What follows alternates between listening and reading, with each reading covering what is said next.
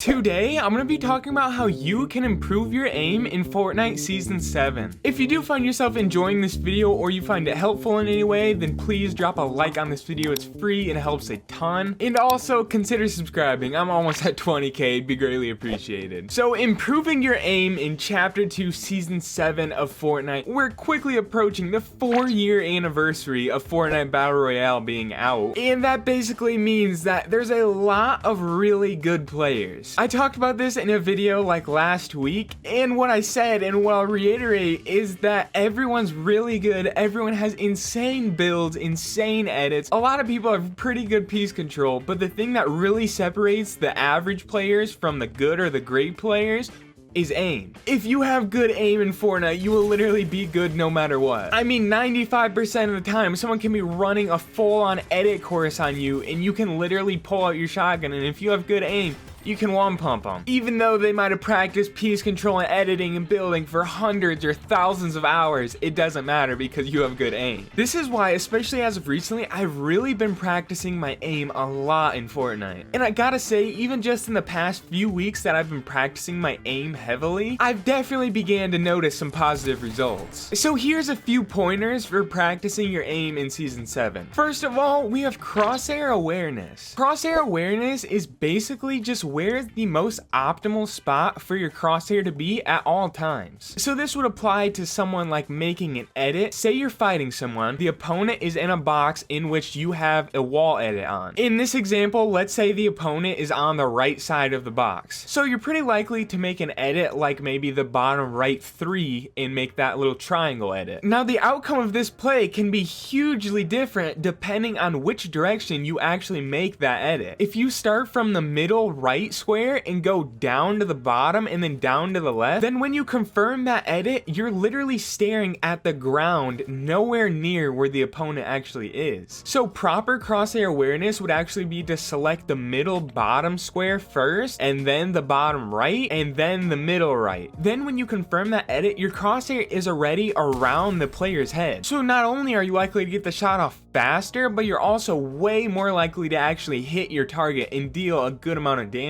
And you can even see in some really good Fortnite players gameplay, they have their crosshair lined up before they even start editing or doing anything. Like in this clip, Face Sway sees his opponent in the left side of the box, and he lines up his crosshair before he even makes an edit or has a shot opportunity. And then he goes in and makes a play, but throughout all of his edits, he keeps his crosshair trained in that one spot. So when he makes his final edit, he still knows exactly where the guy is at, and he has a perfect opportunity to put on a heavy shot on him. This trait is honestly something that doesn't take a lot of practice. It's really just about keeping a conscious awareness of where your crosshair is, and when you do that, you'll automatically know what you should be doing. And just keeping a conscious awareness of where your crosshair is will literally help improve your aim so much. Next, we're going to talk about some trigger discipline. A lot of people mention this when they're talking about improving your aim, but they don't emphasize how important it really is. You can literally have the most accurate aim in the world, and if you don't have good trigger discipline, it won't matter. You're still gonna lose a lot of your fights. What trigger discipline is basically waiting to actually shoot your opponent until you're in the most optimal position. So for example, say you're right in a box with someone, it's super crowded, they might have a stair placed or something, and in this instance, they jump. If you're just hurrying to get off your shot and you shoot right away when they jump, then you're going to hit a body shot 95% of the time. However, if you wait that like half a second until they actually land and they get back in level with you and then you take your shot, you're so much more likely to hit a heavy hitting headshot on them. Especially in this example that I'm using, a lot of the times they literally jump right into the barrel of your gun,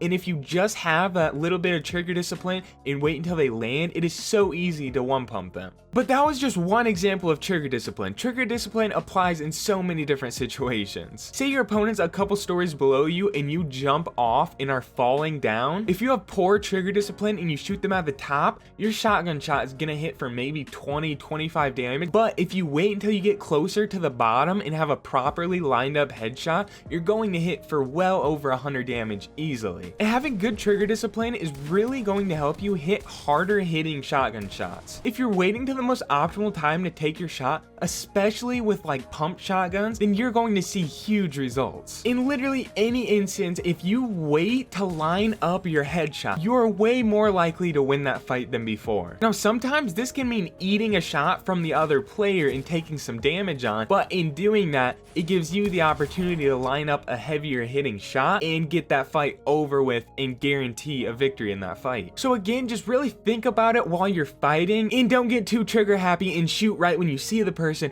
Wait until you have a properly lined up shot and then take your shot. But ultimately, you really just have to practice a lot. If you've only been playing the games for a couple seasons, you can't go in expecting to have insane aim. You really just need to spend time practicing. And for practicing, here's what I've been using. I really like this aim trainer by Don Woozy. It literally has every possible scenario that you would ever need to practice your aim. One of my favorite modes is this reaction mode where basically bots shoot out in random directions and you kind of flick shot onto them. And this mode is really good because the bot's HP is actually set decently high, so if you don't hit a proper headshot, then you won't actually kill the bot in one shot. So not only does it just help you hit flick shots in general, but it helps you hit high damage hitting flick shots. Then of course you have like the target frenzy or whatever, where you can pick your range. I know I struggle a lot in Fortnite with my long range AR aim, so I really like to focus in and practice that. And I mean, there's literally just a ton of different modes. You can go and play them for yourself if you want. Here's the map code right here. Even as a warm-up, if you go and do some piece control or free building or whatever,